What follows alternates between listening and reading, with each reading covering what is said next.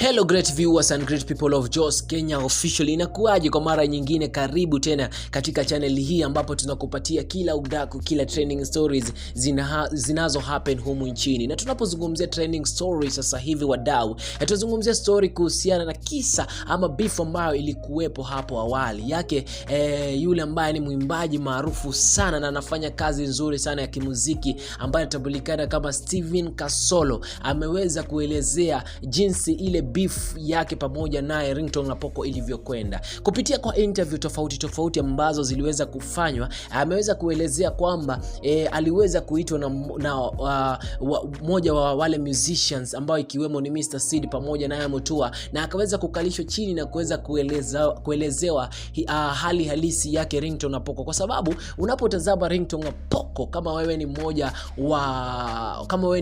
ama wewe ni mgeni katika kumjua Ringtone Apoko, basi utadhani ni mmoja wa wale watu ambao wako na maringo. Lakini yote 9-10 ni kwamba baada ya Kasolo kuweza kuulizwa kuhusiana na story hii nzima, ameweza kuelezea kwamba aliweza kukalishwa na wakaweza kusettle issues, kwa sababu hapo mwanzoni hakuwa anatambua Ringtone Apoko ni mtu wa aina gani. Lakini baada pia kuulizwa kama anatambua kama Ringtone Apoko ni chairman, aliweza kusema kwamba hajui hata ni nani ambaye aliweza kumchagua yule kama chairman wa gospel. Lakini tunatambua kwamba kitu kizima ni kwamba aliweza kusettle beef, na sasa hivi wamekuwa katika hali ya kuelewana, kwa sababu baadaye tuliweza kuona hajakuwa kizungumzia story hiyo, lakini ameweza kuweka wazi na kusema kwamba yote yameweza kusuluhishwa. Itakuwaje? Lakini nataka tuweze kuelezana katika comment section.